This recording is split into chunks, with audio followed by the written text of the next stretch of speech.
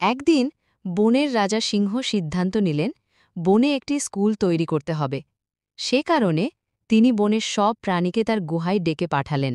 এই বন এখন আর শুধু শিকার আর শক্তির জায়গা নয়।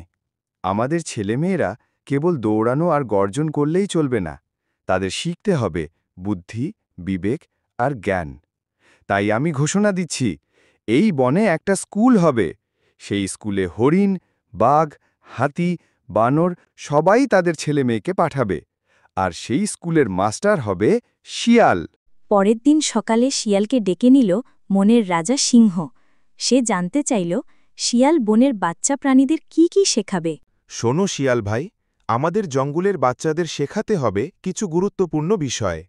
তাদের শেখাও কে কাকে সম্মান করে, জঙ্গলের নিয়ম কিভাবে মানতে হয়, বিপদের সময় কিভাবে বুদ্ধি করে চলতে হয়, আর সবার আগে সাহস, সততা আর একতা। জঙ্গল বাঁচবে ওদের থেকেই। মহারাজ, আপনার আদেশই আমাদের পথের দিশা। জঙ্গলের বাচ্চাদের আমি শেখাবো কিভাবে সম্মান করতে হয়, বড়দের কথা শুনতে হয়, জঙ্গলকে ভালোবাসতে হয় আর সবার সঙ্গে মিলেমিশে থাকতে হয়। তাদের মনে সাহস জাগাবো, বুদ্ধি শিখাবো আর শেখাবো একতাই শক্তি। হাতি আর কাঠবিড়ালি রাস্তা দিয়ে হেঁটে চলেছে নতুন স্কুলে। গাছেরা যেন বলছে শুভ সকাল। ছোট্ট এক বন্ধু আর বড় এক বন্ধু একসাথে নতুন দিনের দিকে যাচ্ছে। জায়গাটা আমার খুব পছন্দ, তাই আমি আগে যেতে চাই। আরে ভাই, জায়গা তো সবার জন্যই আছে, এত তাড়াহুড়া কেন করছো? এই কথা বলে তারা চলে গেল। আজ আমি খুব সকালে ঘুম থেকে উঠেছি। আমি শিখতে চাই, নতুন কিছু জানতে চাই, তাই আমি স্কুলে যাচ্ছি। আমার ছোট্ট বন্ধুরা, তোমরাও কিন্তু সকাল সকাল উঠে স্কুলে যেও। একসাথে শিখি, মজা করি, দুনিয়াটা চিনে নিই। খরগোশ, তুমি তো দারুণ একটা কাজ করছো। আমরাও তো শিখতে চাই, মজা করতে চাই। তাই আমরাও সকাল সকাল ঘুম থেকে উঠব, দাঁত ব্রাশ করব, ব্যাগ গুছিয়ে স্কুলে ছুটে যাব। চলো সবাই মিলে স্কুলে যাই, নতুন কিছু শিখি আর আনন্দে দিন কাটাই। তারপর সবাই শিখতে আসে শিয়াল মাস্টারের কাছে গাছতলা স্কুলে। ছোট বড় পাখি জন্তু সবাই মিলে শুরু হয় পড়াশোনা। বাচ্চারা, আজ আমরা শিখব একটি দারুণ বিষয়, সহযোগিতা। তোমরা কি জানো এই শব্দটার মানে কি? সহযোগিতা মানে একে অপরকে সাহায্য করা এবং একসঙ্গে কাজ করা। ঠিক বলেছ, একসাথে করলে সব কাজ হয় সহজ। চলো তবে আজ আমরা একসাথে বানাই এক চমৎকার গল্প। তুমি বলবে এক লাইন, আমি বলবো আর এক। এইভাবে গড়ব আমরা একদম নতুন মজার এক গল্পরেখ। একটি ঘন জঙ্গলে বাস করত এক ভয়ঙ্কর বাঘ। সে ছিল একা, কিন্তু তার গর্জনে কেঁপে উঠত গোটা বন।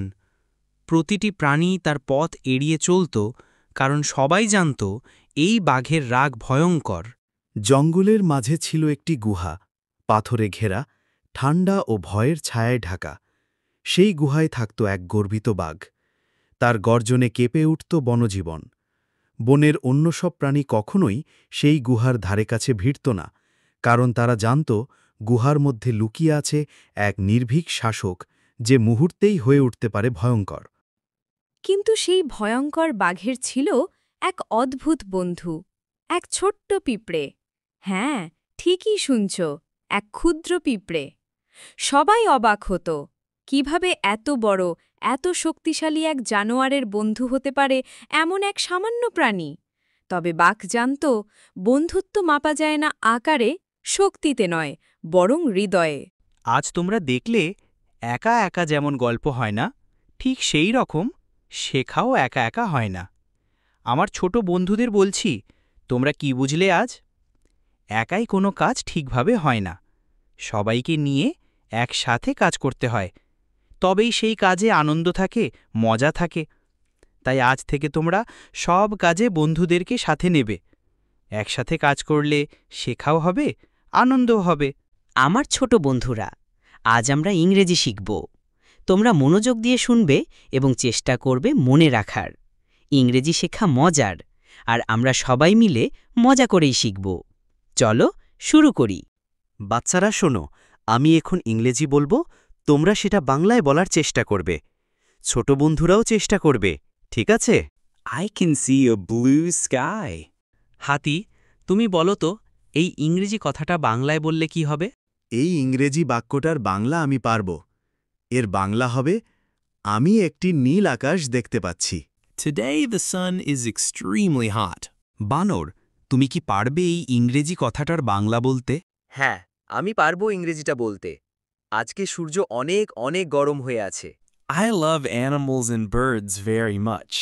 হাতি তুমি বলো তো এই ইংরেজি কথাটা বাংলায় বললে কি হবে? আমি পারব এই ইংরাজিটাকে বাংলায় বলতে, আমি পশু পাখিদের অনেক ভালোবাসি। আমার ছোট্ট সোনামণিরা, তোমরা ভিডিওটি পছন্দ করলে অবশ্যই লাইক করো আর মজার মজার নতুন ভিডিও পেতে চ্যানেলটি সাবস্ক্রাইব করতে ভুলে যেও না। তোমাদের জন্য রোজ নতুন মজা আর আনন্দ নিয়ে আসব ইনশাআল্লাহ।